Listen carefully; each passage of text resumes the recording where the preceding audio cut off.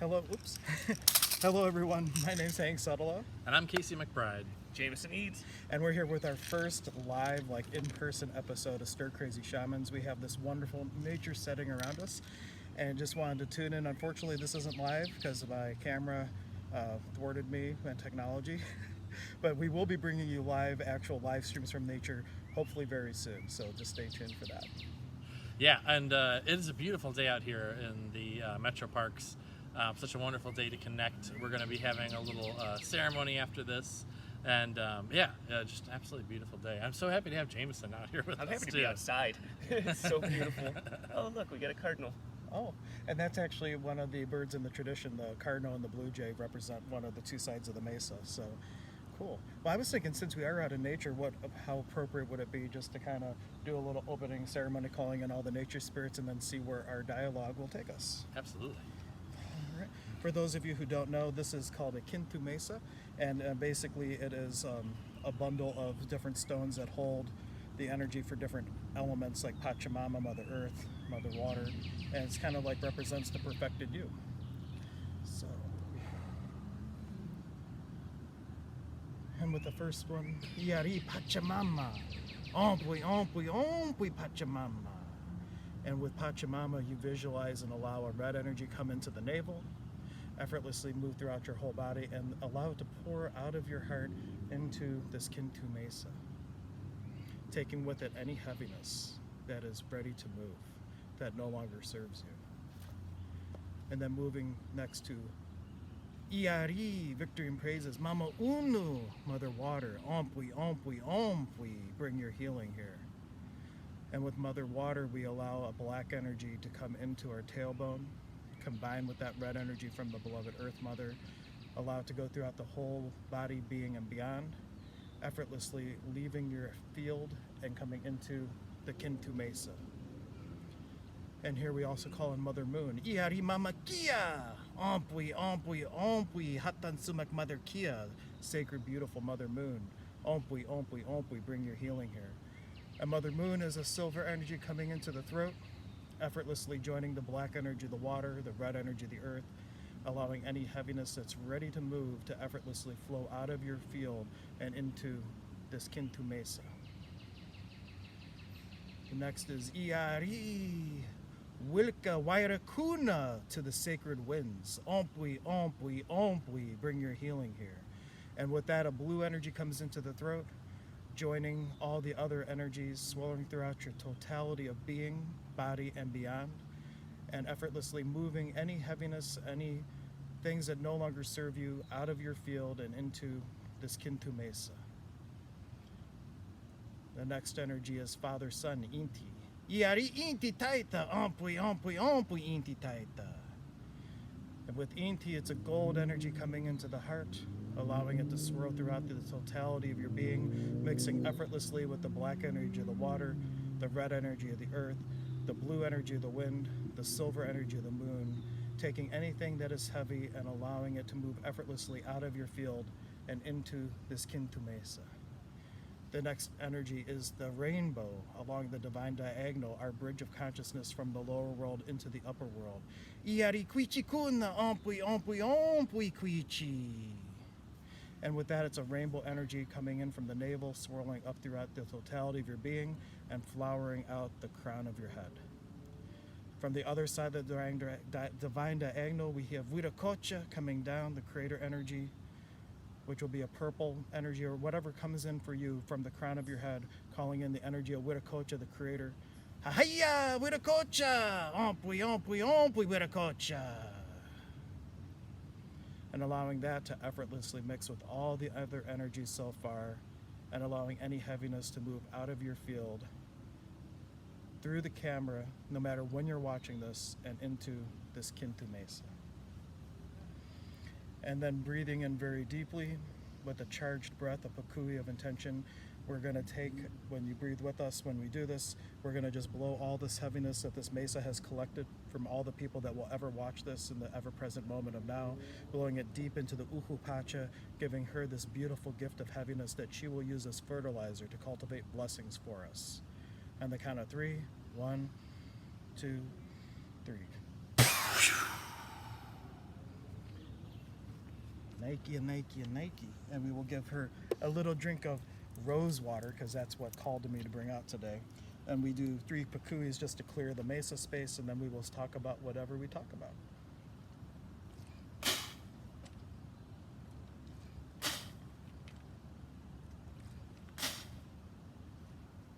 There we go. I like the smell of that. It's amazing, the rose water. It's a little bit harsher on the palate than Florida water. I have yet to spit rose water, I think. Well, the first time to be on camera, Let's do go for it. It definitely has a different effect. Yeah. A little more astringent, for sure. Well, the reason that we do these pakuis is we're mixing our energy with our breath of intention, and it's not only a cleansing, but also an offering of part of our essence of who we are and offering it to the work that we're doing. So a little bit of shamanism, Pacoism, one-on-one, I'll say. Pacoism. Well, I say that because technically shamans are only from that Siberian region of Russia. I can't talk now because my mouth is numb. But our tradition is from South America, and it is called Paco, which translates to a nature mystic. So that's what Casey is apprenticing now, the Alta Messiah, 4th level priesthood of the Paco Cuna tradition of Peru. So how did it get from Siberia to South America? It didn't, just the name did. Oh, okay. Yeah. So it was just an anthropological term kind of used to describe any indigenous healing or like nature mystic tradition. Okay. The word shaman is what they use to describe their healers in the Tungus tribe. Okay. But outside of that, there are many different names for the different healers all around the world. But like when people in the West started to give names to these things, they just took the name of that one tribe and they're like, well, it's all called that. So Gotcha. Okay, that makes sense. And unfortunately, that has caused some tension in the shamanic community, because some people who have no problem calling themselves a shaman in certain traditions, it's like you would never call yourself a shaman. Right. Like the people would name that to you. But in our culture, it's like, well, if that's what you do, like people don't know what a Paco is. If I just put on my business card, hey, I'm a Paco Cuna, people are like, well, that's good for you. I don't know what that means. but if they hear the word shaman, they automatically know. They understand, like, okay, this is something to along those lines, because they all have these common threads, like believing everything has this animated essence behind it and connecting with all the worlds and that type of thing. They just have different names. Just like, look at how many different types of Christianity we have. Seriously, yeah. Right. So it's like all these little different nuances, and people just can't agree that they can disagree. Right. Yep. What I found interesting about the ritual is when you're talking about the rainbow and that connects to the other realm, right? Yeah, we're connecting to the Muhukoi, which is our seed of divine potential, and Okay. it's kind of like the portal we came in from. Okay. And they say in this tradition that the navel is the only thing that's real; everything else is woven into the illusion. And that's interesting because in Norse mythology, the connection between realms is called the Rainbow Bridge. Yeah. Well, and if you go way back to Sanskrit, the word antakarana means bridge, and that's one of the symbols in Reiki that is 3-dimensional, 2-dimensional, and in metaphysics, it's also meant as the bridge of consciousness. So there's all kinds of different That's great. parallels to it. The original name for the Tower of Babel was Antakrana, meaning bridge, and that's what they were trying to do, is build a tower to God. Yeah. Yeah. Fun stuff. Now what? I feel like part of me is like, well, we're outside, so we should talk about outside stuff. Then the other part of me is like, yeah, just let the conversation flow where it wants to flow. I was having a conversation though with a friend of mine who I was just giving a healing session for, and she was just talking about how, she's got like this student debt that she's really like trying to focus on repaying, and she's been working forever to try and pay it off, and now she just feels like she was constantly working. And then one of the things that she said, because I was talking to her a little bit about how we have this idea that attracting abundance in any area, whether it's abundance in connections to people or financial abundance, whatever it might be, we have to like work hard towards those things to achieve them. And then my cousin, he loves to travel. He's done really big trips, like riding his bicycle from Colorado to Alaska, and like other kayak the Mississippi, and in between that, he just kind of like goes around to different national parks, and he's always on some kind of adventure. And I remember when I was with him at one point, I was backpacking with him, and he said something to me. He's like, "Yeah, money is not hard to make." It's like people just have this idea it's hard to travel, like, you know, how you're going to make money, but it doesn't have to be. It's just an idea people have. I remember I was like, oh wow, you know what, I guess I always did just think that, but like, what reason do I have to actually, like, you know, it was just an idea someone put in my head at some point. And he showed me, it was like anytime we like really needed to make money for traveling further, it was something would happen, like a family friend or someone would need work on their house or something, and you know, we would work, but it would seem like we were just traveling and having fun, spend a few days, you know, doing a little bit of labor, and then we'd have plenty of money to go off and travel again. And especially lately, I've just been realizing how many ways you can have fun while manifesting abundance. And people have this idea, especially that like money is kind of this heavy thing that you have to work, go to job, grind that 9 to 5 just to pay those bills and all that stuff. But to have a different relationship with money can really improve the quality of your life vastly. Yeah. And one of the things she was saying, so after talking to her for a little bit, we discovered that she has this idea that she's not worth a lot of money. She has this idea in her head that, like, you know, most people are better than her at like doing art that she likes to do and like all this other stuff, so she can never sell her work for a lot of money because she's not as good as all of these other people. But that's just I'm like, you know, that's just a judgment you have in your head. That's not a truth. And so it really got her thinking that she's going to start asking more and more questions of herself as to like, you know, like what is it in me that resists? Oh, did we just lose it? No, we didn't lose it. It's recording, but it got blurry, so I didn't want to make sure it's still there. Okay. Our carrier wants to update, but we're not doing that now. But yeah, it just got me thinking, you know, like I love having the time to come out and do this kind of thing, be out in the forest and have fun and just go on all these adventures. And like, for me, for some people, maybe the 9 to 5 thing, like some people may enjoy, like people really enjoy working a lot, and I don't. I like to have fun, and so I've just manifested a life for myself where I don't have to work all the time and I can have fun and do this stuff. So I don't know, what would you guys, I know Hank, you probably have some insight on how to sort of like reframe your relationship with how you earn money and all that stuff. Well, it's all about receiving from the universe, and it's not the idea that it has to be money even isn't necessarily a contribution to yourself either, because the universe has a ton of different ways to provide abundance. And my friend Brian, who we do Midnight Meanderings on Tuesday nights, he's a great example of this, because he literally sold or got rid of all of his stuff and left the States with a backpack and ended up going to Mexico, lived in Australia for a year, now he's in Hawaii. He gets to Hawaii and is wondering how he's going to get around the island, and someone literally gives him a car. And then we were doing an episode of Midnight Meanderings and his computer kept crashing. He's like, well, I don't know if I can do these streams. And a listener sent him a computer so he could continue to come out and do streams.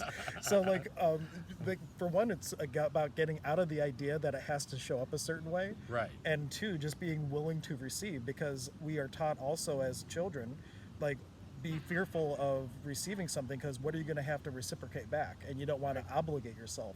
So we are taught not to receive kindness or receive out of fear of obligation, and sometimes we'll turn off our willingness to receive because of that. And these are all little things that are anchored in at very young ages, and all it takes really is the awareness to go after it and be willing to start changing.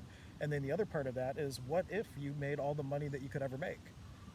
Like, what if you were tomorrow a millionaire? Would you really be leading the life that you would ideally live, or would you get lazy and end up spending it all and ending up bankrupt and all these things? So some parts of us, I think, also doesn't trust ourselves to have that level of abundance and freedom, and then that holds us back. And so it's multifaceted. Everybody could be different, but the willingness to start looking at it is where it all begins. And then following the energy, how do I continue to move through this and progress through it? And that doesn't have to be hard either. Right. Yeah, because sometimes you feel like, well, I spent 28 years getting screwed up, I need to spend 28 years fixing myself. No, it can be instantly. And just like with money, you don't have to work hard for money. You don't have to work hard to heal yourself. It comes down to receiving an allowance. What energy, space, consciousness, and choice could our body, being, and beyond be to be in total receiving of the infinite abundance of the universe and our spirit guides and source? And anything that doesn't allow that, we destroy it and create it. I've always found for myself that I've always had a hard time asking for abundance in my life because I felt like I was either being rude or greedy, or somebody else I felt may, not knowing who this person is or group of people are that deserve it more than me. And like, even when I pray to the gods, like, I don't ask for things for myself. I ask for the things for people around me. And like, I don't know if it's just that subconscious part of me that's like, no, I don't deserve this, or if I feel that other people deserve it more. But I feel that that's one thing I've always had a hard time asking for abundance in my life for myself. And I'm not, I have to ask myself more questions because I'm really not, like, it's still to this day hard for me to be like, oh, help me. Well, and here's one that we use in Access all the time. Can you change the world more with or without money? I don't know. Ooh, don't know. That's a good Well, I actually asked that same question to my friend today, who I was doing the healing session for. She said a similar kind of thing. You know, she's like, well, this is what she said. It was something along to the effect of, I'm not worried about money. People think like they need money to be happy, but I just need like a small house and this, and then I just don't want to have to worry about bills, and then I'll be happy. That's all I want. And then so I asked her, I said, okay, well, ask me this. Could you experience more joy, more fun, and more adventure in your life with a ton of money or with very little money? She goes, oh, well, yeah, a ton of money. Exactly. So, yeah, but you know, it's but we do and there. I think the reason might be different for each person, but we have this sort of like either it's like you don't feel worthy, or you feel like, you know, if I have all of that abundance in the form of money, then I'll be somehow less, or I don't know. There's just a lot. And will that much money change your relationships? How many people come into money and then everybody's feels entitled? Well, you have money, so you should give me some money. Right. And you don't want your relationships to change. There's all kinds of different energies that could screw us up. But just to speak to the Caro Peru, the shaman, when they do their thing, they're not doing it for free. They take bags of rice or cloths or coca leaf or whatever the case is, and then when something happens in the community, like a rock slide takes out a village, they're giving that back to the community. So they're receiving the abundance, kind of having this warehouse of energy in the forms of all these different things that when the community needs it, because he's disciplined at having it, can give it back to the community. So is it, you know, it doesn't have to be a selfish thing. It could be a self-first thing. Having money in abundance puts me in a position to be able to help people and be available to people in ways that I couldn't if I didn't have that same level of abundance in my life. Right. So it's all reframing and things like that. And if there are parts of you that are afraid, if I had money, I'd be an asshole, or something like that. Right. You know, then you know, you have to work past that too, and be like, well, and receiving the judgments from people. People don't like being judged. And if you have a ton of money, guess what? People are going to judge you. Oh yeah. So like, I think another glass ceiling, we would call it, that subconsciously prevents us from stepping into receiving is, wow, if I just had it easy, people would judge me, and I don't want to be judged, so it's more comfortable to conform and not be that tall poppy that stands out. I was just going to say the tall poppy thing. Yeah, I stole from his head. He didn't have a chance. It's like, I'm taking it. Yeah, no, it's in Australia. There's a phrase of like, you know, you don't want to be the tall poppy. So like in the field, if there's like one poppy that's taller than the rest, that's the one that gets cut down. So like it's just about, you know, like, you know, kind of like fit in, you know, like be successful, but like at the same level as other people, because if you start to like rise above that, then people are going to judge you and they're going to try and cut you down. Or in the way of the spiritual community, look at the whole story of Christ getting crucified. It's like, well, if I'm going to really walk my path and shine my light and be this master that I could be on this planet, people are going to nail me to a cross and crucify me. No, but seriously, how many past lives have you been burned at the stake for following your thing, if you believe in past lives? So it's a question of being in the space of receiving and having the confidence of, you know, that you will only draw to you when you're really functioning from the place of oneness. You'll only draw experiences that are going to bring ease and joy and possibility in your life, if that's what you focus on. Right. But if you think that the other stuff could happen, your point of view creates your reality. So if you do have the point of view that, you know, spiritual people are crucified or bad things happen to them or whatever the case, then you might subconsciously limit yourself from being able to step into that role or receive enough abundance from the universe that would allow you to, in your mind, step into the role. Yeah, it reminds me of like when I was on drugs and having a hard time getting off them. I always knew I wanted to be clean and I always wanted to be better. it finally started to happen when I accepted who I was and was able to genuinely ask the universe for help. And then it was easy. It wasn't hard. Like, I didn't have the insane withdrawals. I had some, but like once I understood what I truly wanted, it felt okay about it, it came. Yeah, and that's again just going back to like what are you willing to allow yourself to receive? Right. You know, if we're we may in our heads think that it's a good idea. That's another thing, right? So we're saying right now all these people that have these limitations around all this stuff, but then people may say like, oh yeah, no, I want that $1 million. That'd be great. My life would be amazing. Let's attract that $1 million. Do you really feel worthy of receiving that help? Are you in the space of allowing yourself to receive the abundance or the help, and getting clean or connecting with spirit or whatever it is? If you don't feel worthy to receive it, then that's a whole other thing too. Whole another ball Right. wax. Well, and we also get caught up with the how. It's like if you're only able to receive that through the thing that they call a paycheck, then the universe may have a lot more difficulty manifesting that $1 million. Or if you want to win it by doing the lottery, but you never buy a ticket, that would be hard too. Right. Like, Yeah. you never bought a ticket. You didn't even give the universe a shot to provide to you in that way. But even just throwing all that out, just being in the space of universe, I will take whatever you can give me. I'm ready to receive it.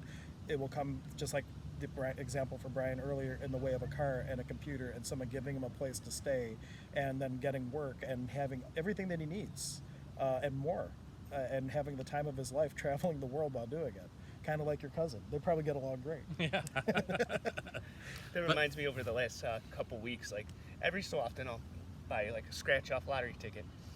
I never buy them when I don't have that feeling that it's right, and it'll hit me out of nowhere. Like I'll be on my way home from work, and I'm like, oh, I'm gonna get myself a beer, and drive in, and I get to the convenience store, and I'm like, it's right, and I go in there and I buy the ticket, won $20. Then I used 10 of it to buy things I needed, and won another $20. And it kept going for like a week straight. And every time I got home, my wife's mother's like, how do you keep winning those? I'm like, I just do it when it feels right. It's very energetic. She gets so mad because she buys them all the time and never wins. There's a client of mine who she was, before she came to me, she had a therapist that was teaching her a little bit about like manifestation and all that, like where we call it actualization, but most people are familiar with the term manifestation. They go hand in hand. They're just slightly different. So anyway, so she's learning about manifestation, law of attraction, and all that stuff, and she decided, she's like, all right, you know what, I'm gonna make $1,000. She's like, I need $1,000 right now, so I'm gonna, like, $1,000 is gonna come my way. She goes, I'm gonna go to the casino, I'm gonna gamble, I'm gonna walk away with $1,000 more than I came in there with. So she has this in her head, like it's already so, like she's already got that money. But as she's like going there, she had a friend she was gonna go with or something. I don't remember exactly what the story was, but like the friend couldn't go, so she's like, you know what? All right, I'm not going to the casino. I'm gonna go into this gas station. I'm gonna buy a lottery ticket. So she buys one lottery ticket, scratches it off, and she won $1,200. so it's 1,000 minus the taxes, right? You get yeah, the tax probably. Yeah. So she made that demand of the universe, and the universe was like, all right, here you go.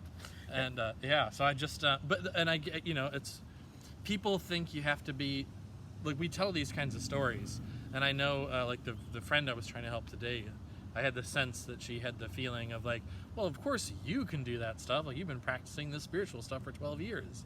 Well, no, in an instant, whatever your vibrational frequency is, if you're focused on a certain frequency, and that the frequency can be like money, or it can be relationships, or whatever. If you're focused on the abundance in that area, the universe will, like, you just attract that same frequency. Like attracts like, vibrationally speaking. So yeah, anyone. We're always doing it. Whether you've had the training for however many years to learn to focus and like do specific manifestation techniques, or if you've never done that, either way, you're still always manifesting your reality by the things you're thinking and feeling and doing. Right, and it's just, are you consciously making the choice to try and actualize a beautiful, amazing, adventurous, incredible existence for yourself, or are you just allowing the mind to go on autopilot? Are you thinking about like, well, today at work, this was like crappy, and I met this person, and then I had a rough day, and blah, blah. And as your mind's doing this, you're manifesting all those things. You're attracting more of those to you. So, so why not take control of that and manifest the things that would make your life more joyful? Absolutely.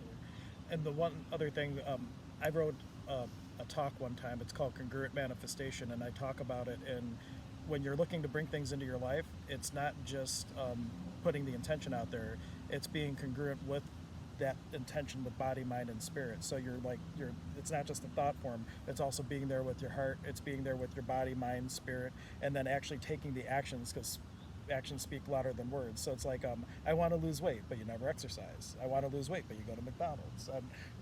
Your action is speaking opposite of what your intention is. Right. So you have to be aligned, body, mind, spirit, action, word, and deed, with whatever you're choosing. And the word demand, just to clarify with that too, it's not like demanding, like, give me this.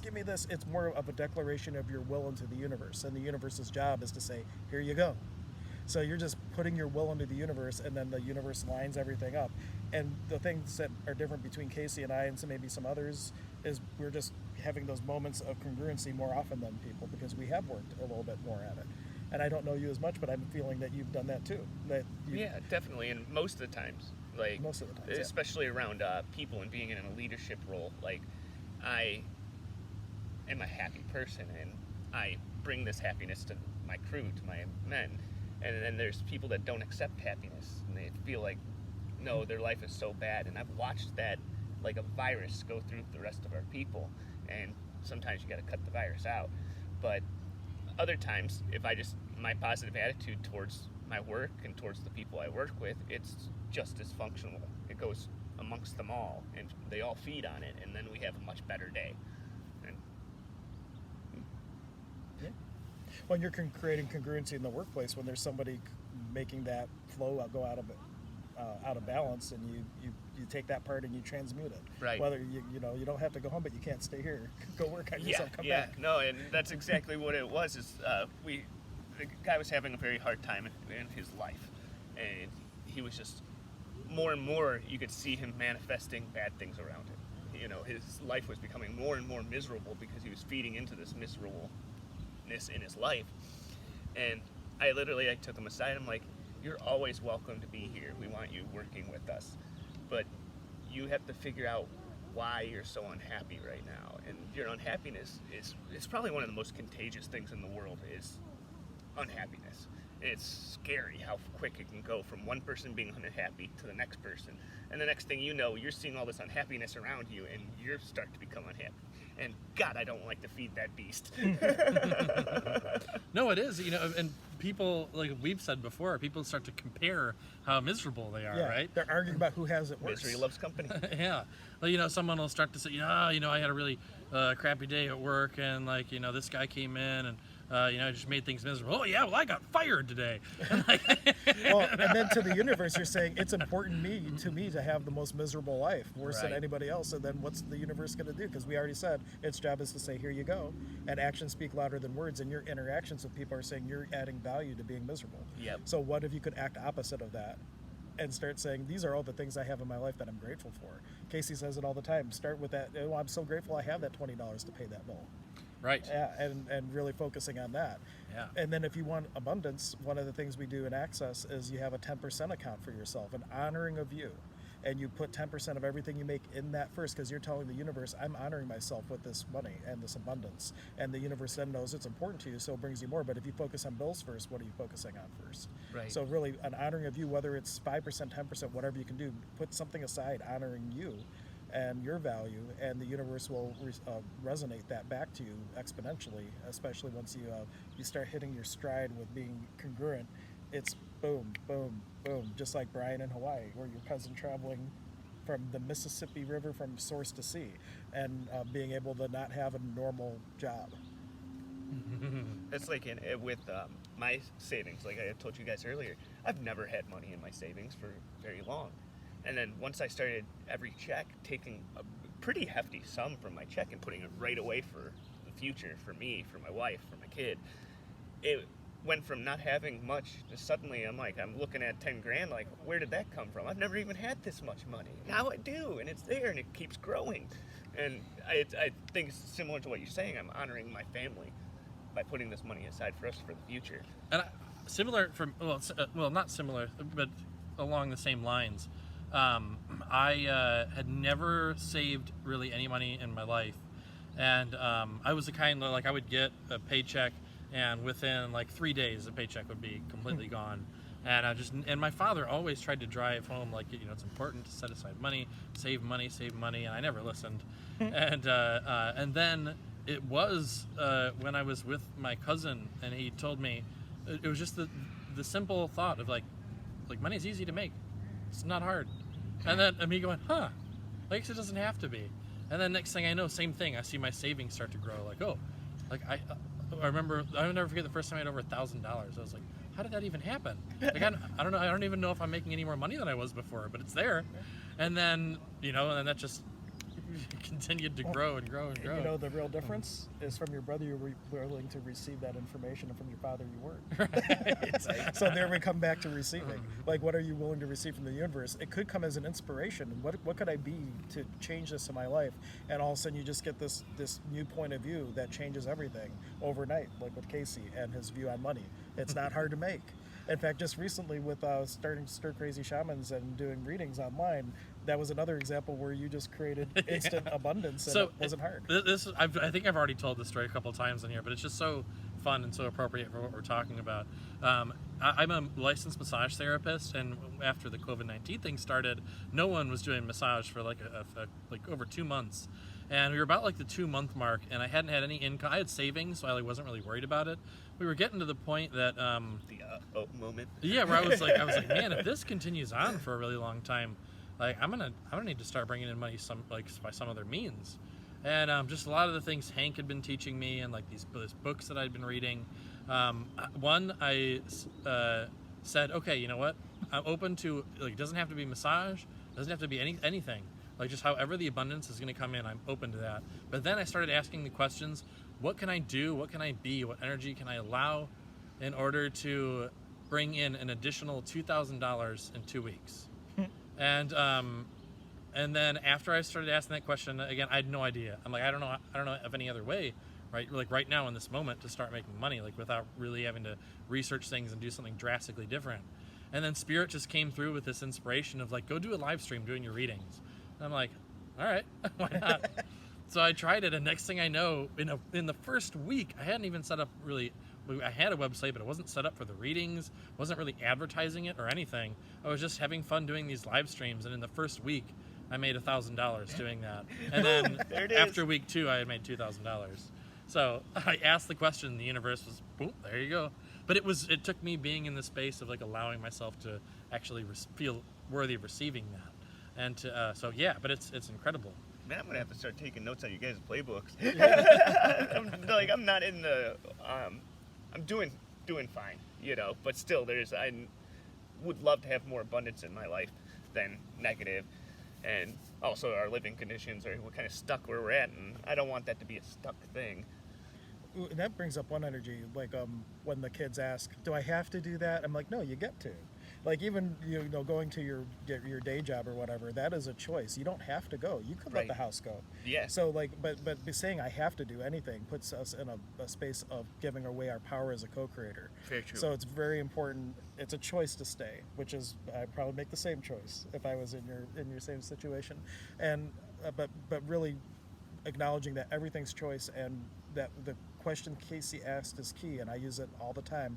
What energy, space, consciousness, and choice for my body, being, and beyond be, that's the long version, to create, and then add whatever it is that you're looking to create in your life with total ease. Abundance in your life with total ease. Joy in your life with total ease. Travel in your life with total ease. And then the next part of it is, and anything that doesn't allow that. Because what you'll find is you'll ask that first question, you'll have this energy come up. And then you'll say, everything that doesn't allow that, I'm willing to release, let go, transmute. Right. And so you're taking all the limitations energetically, all those glass ceilings we talked about before, energetically, all that's coming up now. I'm getting goosebumps as I talk about that. and you're releasing all the places where you'd be stuck and not being able to receive that in your life. So tandem is bringing up the energy of what you need to be, and then bringing up the energy that's gonna let you be that, and then letting this one go so this one can enter into that space. And oh wow, where was my brain going with that? Come on, spirit, bring it back in. Oh well, keep talking. Gone. What were you just saying? That was it. Oh, I did a clearing. Well, I'll put the whole clearing together. So, now he's got it. So as we're asking these questions, right? Like, what can I do? Like, I know that happened for me big time. What can I do in order to actualize $2,000 in the next 2 weeks? I asked that question, and there's this immediate like, woo, like the body kind of tightens up, and it's like, and along with it, there were some thoughts of like, how is that going to happen? Like, I don't understand. Like, I don't think that's really conceivably. Blah blah blah. All this doesn't matter what comes up, but the energy of resistance is what's there, right? Right. So then you do something, and what I did is I asked more questions to release that. Okay, so what is this in me that resists that? And do I really need to hold on to this energy of resistance? Is this keeping me safe? Do I need it to be safe? What can I do in order to change that? What can I do in order to shift this energy? What can I do to release this energy? Or whatever, line of questions you want to ask. But or you could just do it a little easier and do the little clearing statement, like Hank said. But for me, sometimes like I feel like if there's really particularly like dense resistance like that that comes up, asking some questions, going through something just slightly more elaborate, puts me in the space of like really fully releasing it. Notice he never asked why. That is one of the questions you avoid, because why is a victim question. Like, why isn't this manifesting in my life universe? It says, well, here's another example why it's not. And it just sends you in another loop over the roller coaster or whatnot. And but the key is you ask, what energy can I be first? And then the universe will bring you opportunities to express that energy through doing. And for Casey, that abundance, the doing came through doing the readings. So you ask a question, and then you follow the energy, and you look for what feels light, what matches the energy that you know you could be, and that for you was that. But if you see it, then you have the resistance. Those questions are, you just start diving down. And, and if you need help with that, I know these people that do this work and like talk to people for a living and help facilitate change in their lives. So you can go to stircrazyshamans.com since the website's up. And there's a thing for Casey and for myself where you can click through and find our web pages. And I can even eventually add the schedulers right to that page too. Oh, so awesome. So if you ever are in need of facilitation with that, both of us do this work. He's going to do it too soon. He just doesn't, Haven't stepped that way yet. He hasn't stepped that way yet, but he will. If you really want, like, message us and say, I really want to work with Jameson, and we'll twist his arm and say, okay. And I'd have no problem with that. Like, I'm working with my runes more. I'm working with my tarot cards more. I just want to feel like I'm good at it, but I'm not comfortable completely with it. Because I'm real comfortable with people I know, like doing it with you. If I was to read somebody else, then it's like that weird nervousness comes in, and I'm not able to read the energy the right way. And that's where it's funny because for me, I'm a little more the opposite. Yep, me too. If it's a complete stranger I've never met before, like, it doesn't matter. Like, I can no resistance whatsoever. But if it's someone like family member, friend, or something, then I'm like, well, I know all this stuff about them. So one is my mind interfering, and then if I get something wrong, like they're gonna know right away, and then I have to talk to them tomorrow. And I did the same thing. Going through the training at fellowships, you had to do 70 documented readings and healings a year for 2 years. And you could read everybody in the class twice. So I could have easily done like 42 of my readings. And I just didn't want to read for anybody I knew at all. So I that would have been the easy way. There's 40, all these people in class. Well, like, I'm not doing that. I did all strangers. And for me, it was a lot more comfortable. Yeah. So that's really neat. Well, and part of it for me too was I didn't want to know certain things because I had someone in my family who, because of my intuition, I knew that they were sick and stuff, and I'm like, I would rather not know that. So if what's going to come up with a friend? But now I'm in a much different space. I would be like, well, if that comes up, then I'm in a space now where I could offer something for them to change that. And I don't have that as much anymore. Well, that's great. Yeah. I'll have to ask myself more questions. Absolutely. What question could I ask today that would create the greatest possibility? You could start with that and then see what question percolates. Yeah. Or another one, what could I be today to have more fun today than I ever had before in my life? Or the question I really like, just a really simple one, what magic can I create today? Oh, yes. Makes me want to go back and my father had a book on visual realization. And like I glimpsed through it a couple times when I was younger, and like I understood it immediately. As soon as my dad told me, I'm like, oh, if you believe it'll happen, it can happen, and it will happen. And I so rarely use it. Like I do it, but it's more of a subconscious doing than like focusing on it and creating this image to bring to the world. But I need to go back and restudy that. My dad was very good at visual realization. Oh yeah, no, and it's amazing. Like I mean, things will seemingly miraculously show up for you. And like I said, it doesn't have to be money, but like one of the things we use in our ceremonies. I've told this story once before. You got a little friend on you. But one of the things we use in our ceremonies is these bay leaves, and I wanted not just bay leaves to buy from the store, but ones that were like from Peru that like these shamans pick. So they're like just the energy behind them is a lot better. And because of the COVID-19 thing, we couldn't get them shipped from Peru. And so I kept and that's all I could think of. I was like, I really want these for these ceremonies. I want the Peruvian bay leaves. And I kept next thing I know, this guy messages me out of the blue on Facebook, someone I didn't even know I was friends with on Facebook. And he's like, I've seen you're doing your talks and stuff, and you're a massage therapist. Can I book a massage session with you? I could really use some work. Yeah, absolutely. Come on in. So I'm working on him doing the session, and I was telling him about that. I'm like, he was interested in the shamanic stuff, and I was like, yeah, I've been looking for these bay leaves that are like picked by a shaman. And he's like, oh, I have a friend from Peru that brought those up for me. Do you want a bag of them? And I literally, like, my jaw dropped as I was working on them. I'm like, I didn't know what to say. I'm like, yes, if you're offering, yes. I was almost speechless. And a great question to ask when you're in a block like that, like Casey was with the bay leaves, is what else is possible? And the universe will show you. It's dying to show you if you just ask the question. Instead of settling for a limitation, ask what else is possible and step into the space of receiving a new possibility. And look at that, magic happened. That's funny. I have a similar issue with just a couple of things I ordered for my baby, and they came from Europe, and they've been stuck in, what is it called? When Customs? Yeah, they're stuck in customs for the last month, and they're like, I'm like, what is going on? And I wasn't even thinking, oh, it's from Europe, it's going to go through customs. And then because of the COVID, everything's taking 10 times longer. And then I contacted the company to we're really sorry, it's stuck in, customs with millions of other packages right now. And they were very nice about it and considerate, and immediately were like, if you don't get it by this date, it's on us, which is great. I wasn't even talking to them it wasn't mad. I knew something was up, and I knew that with the COVID that, there's a delay somewhere, I just don't know where it's at.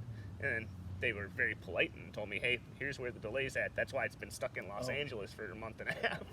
And I shipped tuning forks around the world. I had a person who ordered in New Zealand at the beginning of March, and he just got it 2 days ago. Oh my gosh.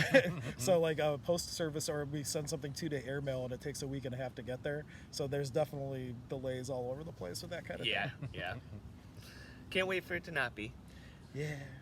But we can. We We can, but it will be nice when all of this is no longer an issue. But my one client was kind of getting antsy over it, and I had already put in a request for tracking the package, and they're like, it will take up to 32 days for them to even get to the request because of how backed up they were. I'm like, oh man. So I just kind of asked my spirit guides, like, hey, anybody in that room, whatever you can do to make that package get noticed. Can move to the And that would be great. And the next day I checked the tracking number, and it says it's been received in Auckland and is out for delivery. I'm like, holy crap. So it really is what else is possible when you're in that energy of demand of the universe, and you say, hey, spirit, my light team, whatever you want to call them, Yanapak in this tradition, don't be afraid to ask for assistance from your spirit people too. What could they do if you were to give them the green light to facilitate change and advocate for you on your behalf? I've never thought of asking my spirit guides things like that. It almost immediately brought me back to that feeling like I shouldn't ask for things, which I do have to sit down and figure out why that holds me back. But I've never even thought to just be like, hey, could you? Instead of asking, demand. Declare your will into the universe. It's not a question, it's just an energy. Yeah. And then the universe says, here you go. I taught my kids, don't ask, just do it. Right. And but no, just depending on what you do, we might have a talk. But I was like, if you don't ask a question, the answer can't be no. Right. Yeah, no, I do that at work all the time. And I think that's another reason I'm in a leadership role. My boss will be like, oh, we have to do it exactly this way. They wanted for example, they wanted their closets painted like walls. So they wanted the ceiling to be ceiling color, and then the walls of a closet to be a different color. And I'm like, that makes no sense. And especially when the whole closet's textured, you're not going to have any nice lines. You just can't do it. It should all be one color. Went to the head administrator, the superintendent. I'm like, we're not doing this. We're painting it one color. You guys pick it, and we're doing it. But we're not cutting straight lines on a texture. It's just not happening. This is ridiculous. I've been doing this for 15 years and never seen a closet that wasn't just white. Like I'm not making like fine lines in a closet. It doesn't make any sense. You're gonna put in all your like different things and you'll never even notice it. But that's exactly it. I went in there and I just told them this is what we're doing. Yeah. And they were like, that makes sense. Yeah. That was perfect example. Yep. Fun. I love doing that to people. I really do, especially at work. And with the guys that are like higher up in the business, I just go in and they respect you for doing that. Right. If you start asking, they have to go ask somebody else, and then go ask somebody else, and then you're denied. Ooh, and a question that comes up that you can ask if you're like Jameson and have something that you're really good in one area but don't apply it to the other, the question you could ask to the universe, what potencies have I mastered in one area of my life that I could move and use in other areas with ease? And so like that same potency, what if you could be like that with the universe? Right. No. And really, the universe says, that makes sense, here you go. Yeah. Need a gold bar, here you go. Yeah, there you go. Plop. But you never know how something like that could manifest. Very true. Very true. Very cool. Especially as I was looking up how we can make colloidal gold. Yes. And it was way harder process than I thought. Well, what else is possible? Yeah, that's what I'm gonna start asking, because like I started realizing like, well, you have to get a different chemical. You can't just use a gold bar. So I was wondering if I could make that chemical with the gold bar. And so I have to figure it out, but we're definitely doing that as a project on the show one time. Yeah, we'll talk offline about what said chemical is and see if we can actualize it. Yeah, definitely. Yeah. Cool.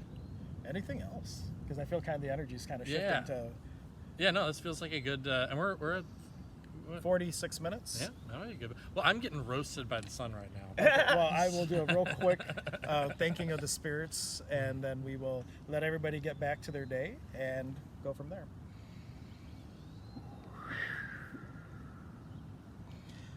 Haya Pachamama, Nike, Iari Pachamamita Kuna, Nike. Haya Mama Unu, Mama Kocha, Nike. Iari Hatan Sumak Mama Kia, Nike. Iari Warakuna, Warakuna, Nike. Hahaya, inti taita, wilke inti taita, Nike. Hahaya, texi muhuamaru, Nike. Iari quichi kuna, apukuna, nustakuna, Nike. Iari, we gotta call this in. Iari wilke nuna cheska, Nike. Hahaya, yanapakuna, Nike. Iari wirakocha, Nike. And finally, Iari Katari Kuna, a Nike, which means victory and praises to all of your unique voices in this world. Thank you. What would the greatest contribution you could be to the world is being 100% you. And what would it take for you to step into that? And that, we love you all. Thank you for joining us for this first ever live, but not live, Shaman episode. Greatest truths and paradoxes. All right. Bye, guys.